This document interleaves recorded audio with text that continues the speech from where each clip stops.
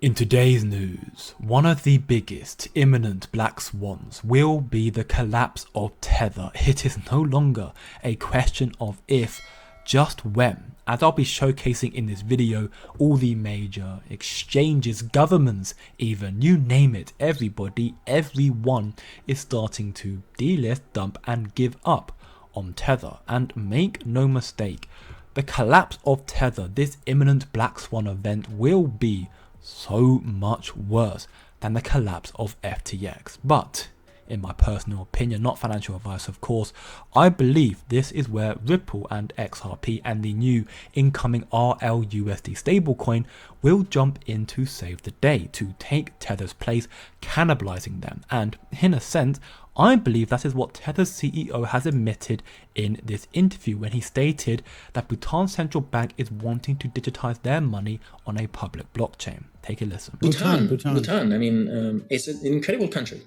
It's a beautiful country. 700,000 people. They're actually, you know, it's growing fairly well. I'm impressed. The central bank is looking at how to digitalize their money, how to make it on a public blockchain, also to make it, you know, more accessible also outside, because, you know, when you send remittances home, you might want, if you have someone working in Australia, you want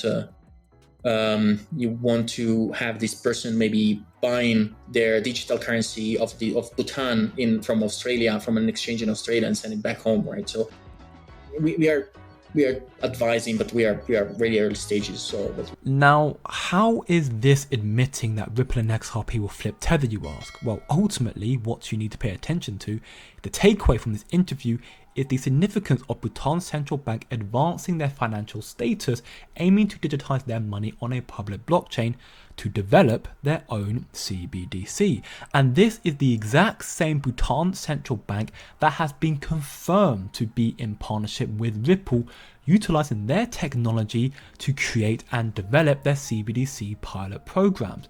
So when Tether's CEO stated that they are helping advise Bhutan's central bank on the developing of digitizing their money on a public blockchain, yes, this is probably true, but just know that it's also very highly likely that Bhutan is also been receiving advice from Ripple as well. I mean, they are using their technology, as well as 5 more confirmed countries being Palau, Montenegro, Colombia, Hong Kong and Georgia.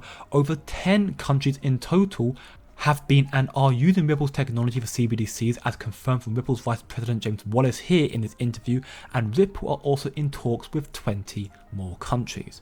Ripple's influence is so extensive that at this point their cannibalizing of Tether seems inevitable, as the whole world evidently wants their technology, wants XRP, and therefore the value of XRP seems destined to explode. I mean, look here for starters, Tether's demise is confirmed. The Digital Euro Association paper, a new paper titled Mika's Influence on Stablecoins, Industry Insights and Implications, highlights that even China have issued warnings against using USDT as an intermediary for trading Chinese yuan with other fiat currencies. Even China, emphasizing the illegality of such activities.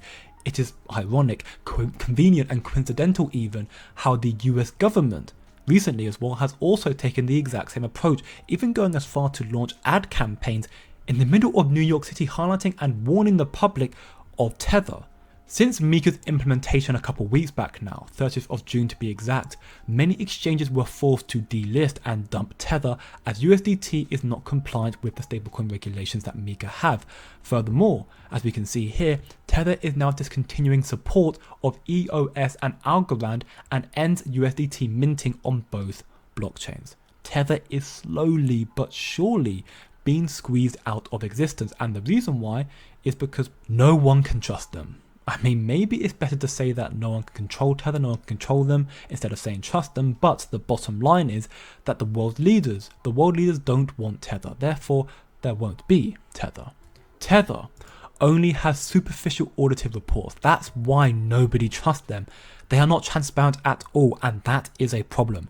It is impossible to properly evaluate the liquidity of USDT, and this is of course very alarming and indicates that a large and prolonged depeg event may be on the horizon, where they would just take all of the money, similar to what FTX did, except Tether is much bigger than FTX was. And I'm fairly sure that over 50% of all Ether and Bitcoin transactions are actually done in Tether. So understandably, a collapse of Tether would have devastating consequences on the entire market. Tether is a black swan, a crypto disaster waiting to happen. No audit for $109 billion worth of Tether is not a red flag, it's a black flag. This video on the Accounting Podcast explains in more detail. Take a listen.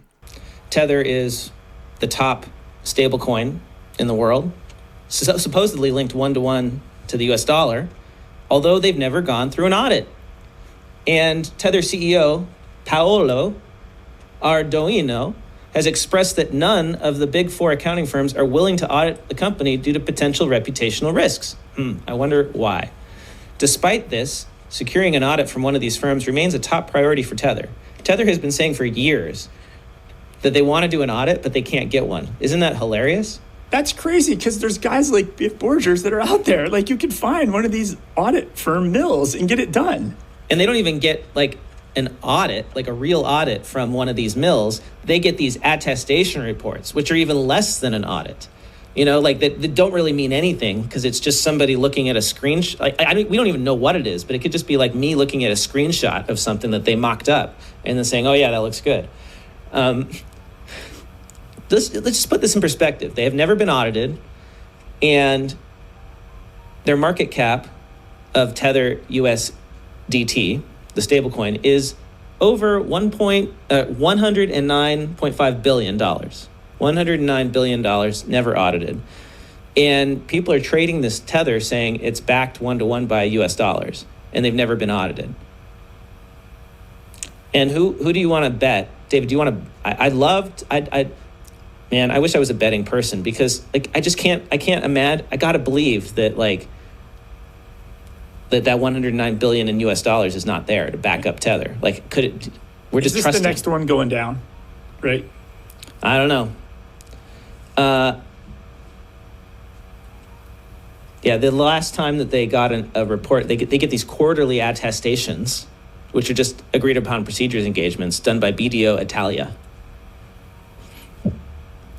which don't mean anything because liabilities are not presented. Oh, and by the way, Tether is technically not backed one-to-one by the US dollar because they lend out Tether. So as soon as you lend out Tether, you're a bank. Yeah. And banks are not one-to-one backed. So basically, the world's largest crypto bank has never been audited.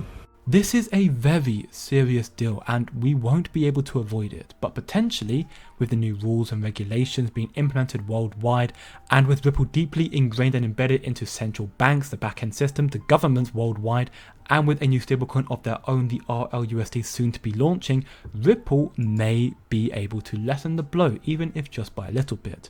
Ripple is mere moments from officially making history in the courts of law proceedings, and as we can hear in this interview, Ripple CEO Brad Garlinghouse believes that an XRP ETF is definitely incoming, which will send XRP's price to the moon like it did with Bitcoin. Take a listen.